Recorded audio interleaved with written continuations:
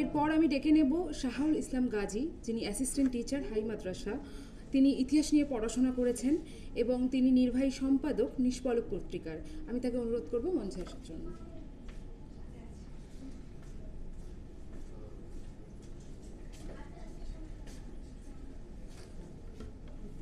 ধন্যবাদ।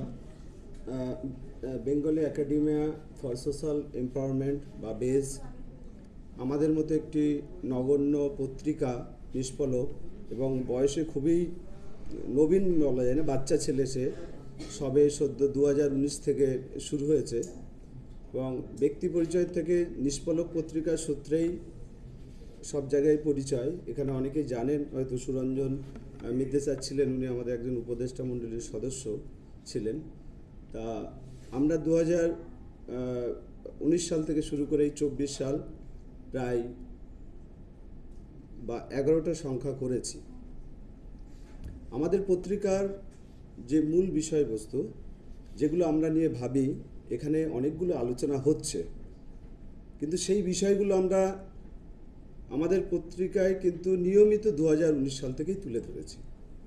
যে আজকের যে রাম মন্দির সমস্যা, আজকের যে ইতিহাসের যে একটা হিন্দুত্ববাদী ডানপন্থী ব্যাখ্যা আমরা দেখতে পাচ্ছি, সেগুলো কিন্তু আমরা নিয়মিত প্রকাশ করে চলেছি। এবং যে দলিত আন্দোলন, যে দলিত মুভমেন্ট আজকে যে একটা চেহারা নিয়েছে, পশ্চিমবঙ্গে দলিত সাহিত্য একাডেমি হয়েছে, সেটা নিয়েও আমাদের নিয়মিত চর্চা। এবং সেখানে আমরা নাম দিয়েছিলাম প্রথম প্রান্তজনের সাহিত্য চর্চা, কারণ আমাদের মনে হয়েছিল যে এই প্রান্তজনের, যেটা সাইফুল্লাহ স্যার বললেন, খুব ভালো একটা বললেন, সত্যি তো আমাকে চেনাবে কে? আমাকে নিজের কথা নিজেকেই বলতে হবে, নইলে তো আর কেউ বলার নেই। মনে আছে ভগৎ সিং ব্রিটিশ পার্লামেন্টে চকলেট বোমা ফেলেছিল, কারণ তার কথা তারা শুনতে পাচ্ছিল না, ব্রিটিশদেরকে শোনানোর জন্য চকলেট ফেলেছিল। এবং আজকে আমরা দেখতে পেয়েছি যে পার্লামেন্টে কয়েকটা বাচ্চা ছেলে মেয়ে, তারা রঙের বেলুন, এবং অদ্ভুত লাগে যে আমাদের প্রতিক্রিয়া, সাংসদদের, একজন এমপির প্রতিক্রিয়া, সে তৃণমূল বলুন আর যেই বলুন, তারা সন্ত্রাসবাদী, তারা অমুক, তারা আমাদের প্রাণ সংশয় ছিল, তারা তো খাদ্য, ভাত, কাপড় এইগুলো নিয়ে তারা বলতে এসেছিল। তা আজকেও আমাদের বেশ যে প্রান্তিক বা এই সাহিত্য, যেহেতু আমি ইতিহাসের ছাত্র বা আমাদের পত্রিকা, সেখানে সাহিত্যের সমালোচনা করা হয়, সাহিত্যের, কিন্তু সেখানে কোনো পার্টিকুলারলি কবিতা বা গল্প ছাপা হয় না। আমরা মূলত যে ইতিহাস, সমাজ, অর্থনীতি, এইগুলো নিয়ে আমাদের পত্রিকার বিষয়বস্তু। তা সেখানে আমি দুই একটা কথা বলবো, যেহেতু দীর্ঘদিন আমি কোনো পিএইচডি গবেষকও নই, বা লেখালেখিও যে খুব বিশাল করি না, সেটাও করে না, কিন্তু পত্রিকার এই করতে করতে চর্চার সূত্রে নানান বিষয় আমার মনে হচ্ছে, সেই সঙ্গে দু একটা কথা বলবো। যে আমার মনে হচ্ছে যে ব্যক্তিগত অভিমত, এটা পত্রিকারও অভিমত নয়। পত্রিকা তার নির্দিষ্ট একটা দর্শনে চলে, তার একটা টিম আছে, সেই টিম তাদের মতামত সেখানে চলে। তা আমার মনে হচ্ছে যে আজকে যেহেতু এখানে প্রান্তজনের মধ্যেও আরও একটু মার্জিনালাইজ করলে আমরা মুসলিম যে সমাজ ব্যবস্থা বা তার আজকে এই দুর্দশা কেন, অর্থনীতি বা সমস্ত দিক দিয়ে দেখতে পাই, এবং পলিটিক্যালি মুসলিমদেরকে যে ব্যবহার করা, আমরা শেখ শাহজাহানকে দেখতে পাচ্ছি, ওর বাড়ির 10 কিলোমিটারের মধ্যে আমার গ্রামের বাড়ি, সুতরাং খুব ভালোভাবে জানি সেখানকার কী পরিস্থিতি বা এই ধরনের বিষয়ে তারা প্রত্যেক মুহূর্তে ব্যবহার করছে। আমার গ্রামে একজন ওই রকমই ছিলেন, কিন্তু আবার শিক্ষক, আপনারা সবাই নাম জানেন, বাবু মাস্টার, বা ফিরোজ কামাল গাজী, তিনি আবার ওখানকার একটা হাই স্কুলের শিক্ষক। তাই এদেরকে ব্যবহার করতে পারছে কেন? অর্থাৎ আমরা কিন্তু আমাদের ধর্মচর্চা করে চলেছি, আমাদের সাহিত্য চর্চা করে চলেছি, আমাদের যে ইতিহাস চর্চা করছি, কিন্তু কোথাও কি ফাঁক থাকছে না? আমরা এই যে ফাঁকগুলোকে কি খুঁজে বার করব না? কারণ মুসলিম সমাজের যে বিদ্যা চর্চার যে পতন, সেটা হয়েছিল ইমাম গজ্জালির সময় থেকে। যে বস্তুবাদী দৃষ্টিভঙ্গি, যে আল মামুন নবম শতকে খলিফা আল মামুন যে চর্চা শুরু করেছিলেন, তার আমলে যে কবি, সাহিত্যিক, বিজ্ঞানী, দার্শনিক তাদের যে তুলে এনেছিলেন, কারণ পার্শ্বিক সভ্যতার প্রভাবে, পার্শ্বিক সভ্যতার সংস্পর্শে যে ইসলামের যে স্বর্ণযুগ, গোল্ডেন এজ শুরু হলো, সেই গোল্ডেন এজ কিন্তু পতন হয়েছিল ইমাম গজ্জালির সময়কালে। এবং সেখানে একটা বড় গ্রুপ ছিল যাদেরকে বলি আমরা মুতাজ্জিলা গ্রুপ, যারা প্রশ্ন করতে শিখিয়েছিল, যে সব কিছুকে অন্ধভাবে মেনে নেওয়া নয়, যেটাই আজকে আমরা বলতে পারি কার্ল মার্কস, লেনিন, এঙ্গেলস যে চর্চাটা করেছে, পরবর্তীকালে আরও বিস্তারিত ব্যাখ্যা, তার বিজ্ঞানভিত্তিক ব্যাখ্যা দিয়েছে। এবং আমাদের যে কোথাও কি এরকম কিছু একটা হচ্ছে না, আজকে আমরা বাংলাদেশ বা পাকিস্তানের যদি তাকাই বা গোটা আরব উপমহাদেশে যদি তাকাই, তাহলে আজকে এই পতন কেন?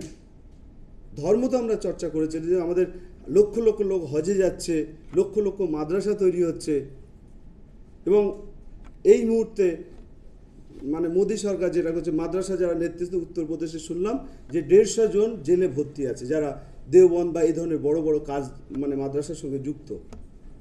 আমার এক পরিচিত, এই মুহূর্তে আমি নাম বলছি না, সেও এখান থেকে লখনৌতে থেকে জেলে আটকে রাখা হয়েছে, আমার একজন পরিচিত। এই রিসেন্ট 1 মাসের মধ্যে ঘটনা।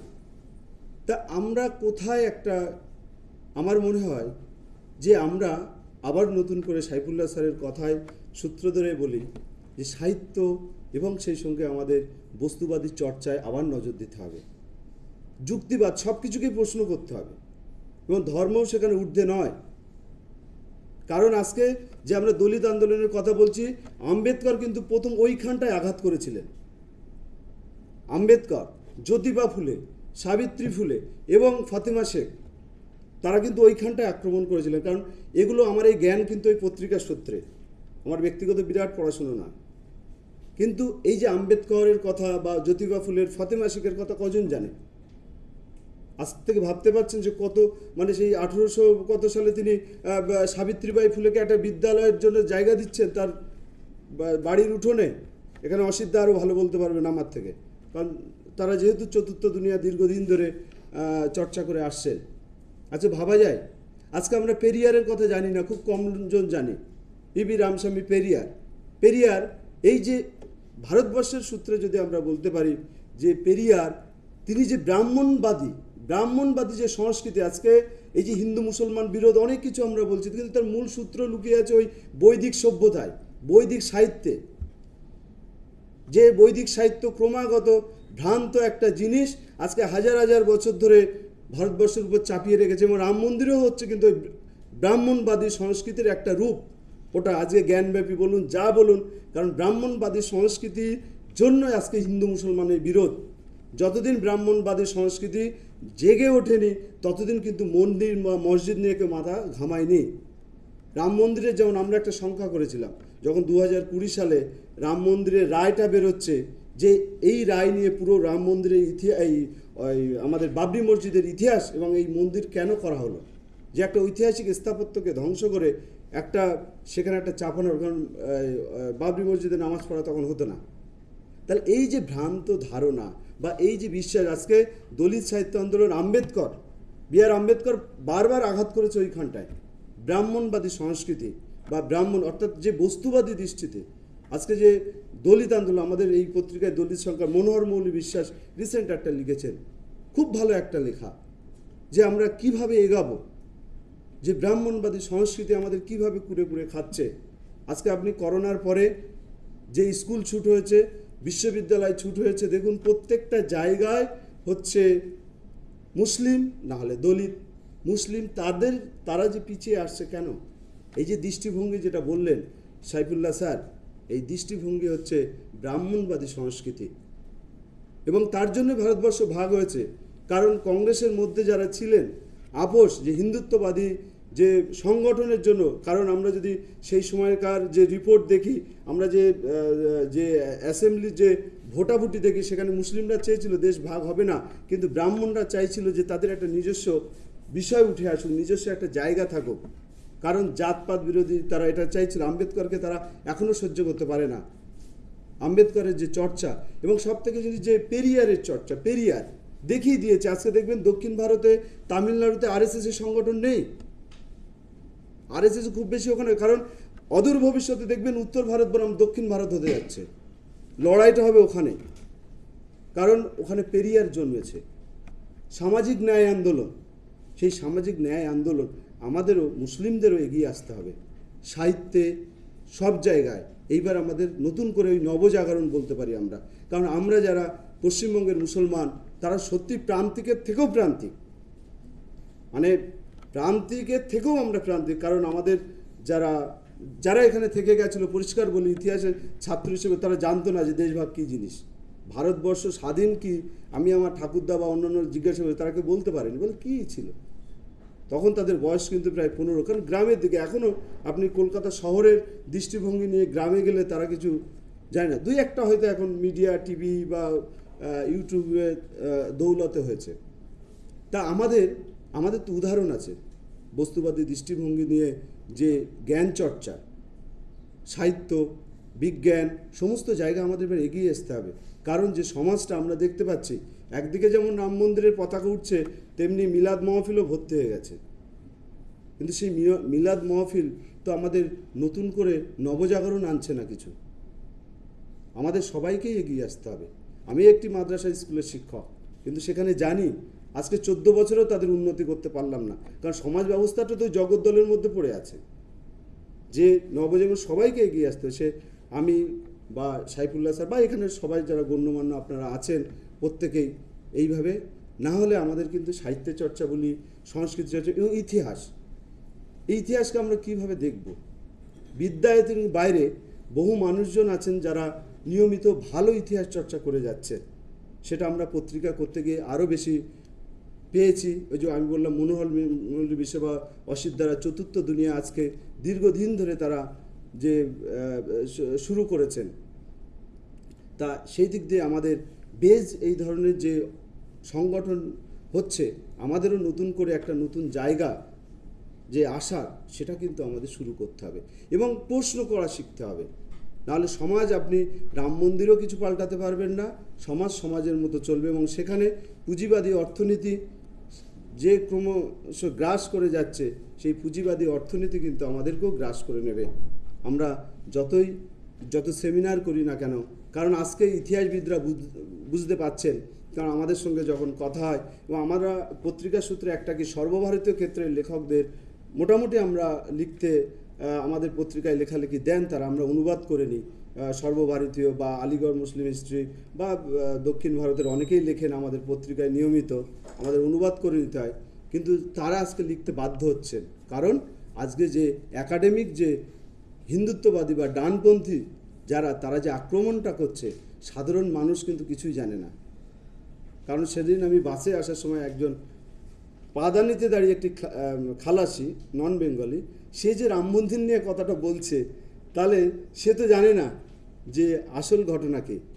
আমাদের আরও এগিয়ে আসতে হবে বারবার করে, যে আমাদের যে বিদ্যায়তনিক চর্চা, বৌদ্ধিক চর্চা, সেটা কিন্তু অনেক এগিয়ে আসতে হবে এবং পড়তে হবে। বারবার বলছি যে আমি একটি হাই স্কুলের শিক্ষক হয়েও আমি এগিয়ে এসেছি অনেকভাবে। শুধু আমরা পত্রিকাটা করি, প্রচুর টাকা লাগে আমাদের, কারণ সেখান থেকে জানে অসিত দ্বারা যারা লিটল ম্যাগাজিন করেন জানেন যে 1 টাকাও লাভ হয় না। এখানে আরও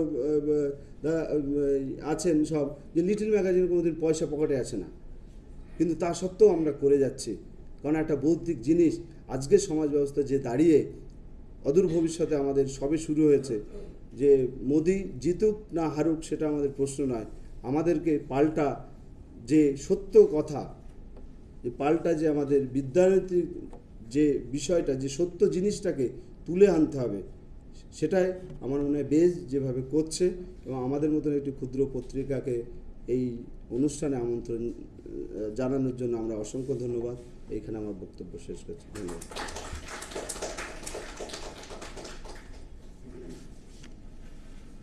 অসংখ্য ধন্যবাদ স্যার আপনাকে।